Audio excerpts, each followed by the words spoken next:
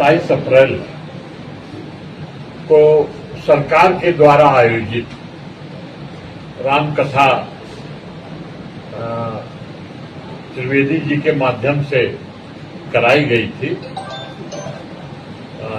इसमें सरकार का प्रचार कम हुआ, त्रिवेदी जी का प्रचार ज्यादा हुआ। पुलक त्रिपाठी जी, उनका प्रचार ज्यादा हुआ, सरकार का प्रचार कम हुआ। पूरी प्रशासनिक व्यवस्था के अंतर्गत आप उधर ही रहिए, सब उधर ही बैठिए।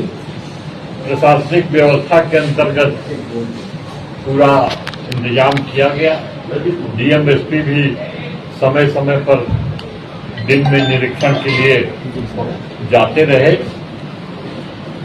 कहने को राम कथा का आयोजन था, लेकिन राम कथा न होकर के भजन कथा ज्यादा हुई। पहले ही दिन से भजन ही ज्यादा, क्योंकि जो रोगी भावे वही डॉक्टर बतावे। तो जो भक्तगण आए थे उनको भजन और नाच गाने में ज्यादा रुचि थी, तो डॉक्टर ने नब्ज पकड़ लिया भक्तों की, और वही बराबर रोज भजन करके सबको नचाया जाता था, मतलब डांस वगैरह होता था। मैं सबसे पहले दिन मैं गया, थोड़ा राजन जी से प्रभावित रहा मैं, तो उनकी कथाएं मोबाइल में टीवी में मैं सुनता रहा, तो हमको काफी जची पसंद आई। तो मैं पहले ही दिन गया था और हमने उनसे कहा था पुलक जी से कि थोड़ा हमको सम्मान करने का भी मौका दीजिएगा। तो उन्होंने हमको सम्मान करने का मौका दिया और मैंने पूरा सम्मान उनको विधिवत,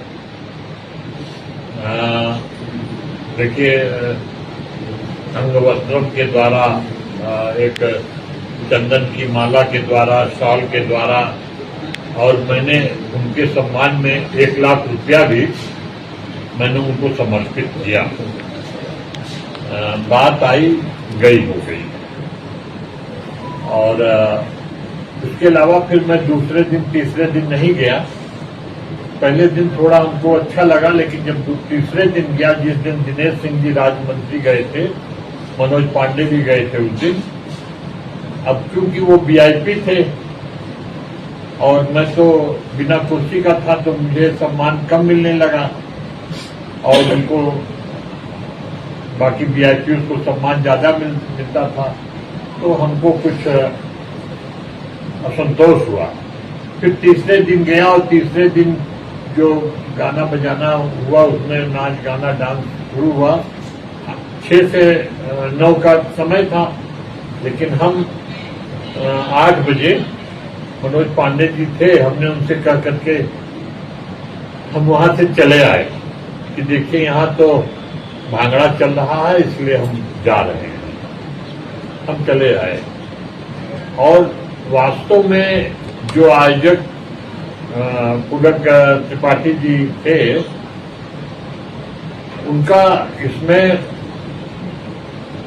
ना के बराबर पैसा खर्चा हुआ। सर, जो 1 लाख आपने दिया था जी, तो ये आयोजक ने आपको कुछ कहा था, धन्यवाद वगैरह ज्ञापित किया था आप तक? ऐसे क्या बात हुई? न कोई धन्यवाद मिला, न कुछ मिला।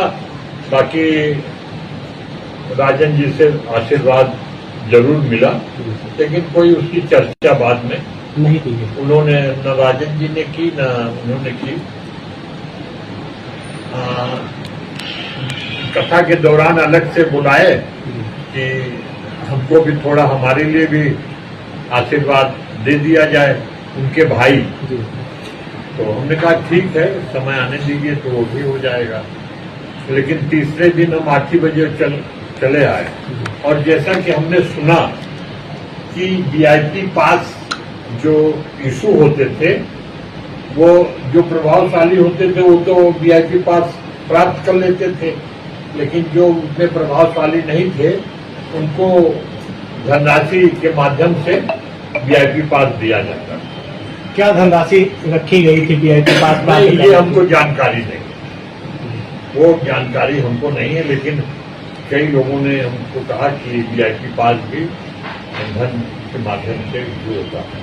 और जो लोग दिन में जहां राजन महाराज का निवास था वहां भी मिलने कि लोगों ने इच्छा, रोज ही कोई न कोई लोग इच्छा व्यक्त करते रहे, तो वो लोग भी जो उनके आशीर्वाद के लिए, दर्शन के लिए जाते थे, उनसे भी धन उगाही करके उनको दर्शन और आशीर्वाद प्राप्त कराया जाए। आप एक लंबा अनुभव रखते हैं, क्या कितनी धनराशि इकट्ठा हो गई होगी राजन जी के माध्यम से? जैसे आपने कहा कि उनके दर्शन करने के लिए एक धनराशि इकट्ठा की गई, तो क्या लगता है? कितने धनराशि निर्धारित रही, ये तो कोई जो जिसकी जितनी इच्छा होती थी, आस्था के ऊपर, आस्था के ऊपर वो उसी हिसाब से समर्पित करता था। अब वो धनराशि आयोजक के पास जब तक सीमित रह जाती थी कि आगे राजन जी महाराज तक जाती थी, ये जानकारी हमको नहीं है। लेकिन ये पूरा राजन जी ने भी ये फॉर्मेलिटी किया यहाँ, कोई कथा बोल के, राम कथा बोल के कथा नहीं हुई, रोज ही भजन कीर्तन होता था, रोज ही लोग उसमें बस्ती में झूमते थे और रोज जनसंख्या भजन भक्तों की जनसंख्या बढ़ती जाती थी। बाद में तो धीरे धीरे पंडाल के बाहर भी मैटिंग लगाई जाती थी, बैठने की व्यवस्था होती थी, तो इस प्रकार से वो चला।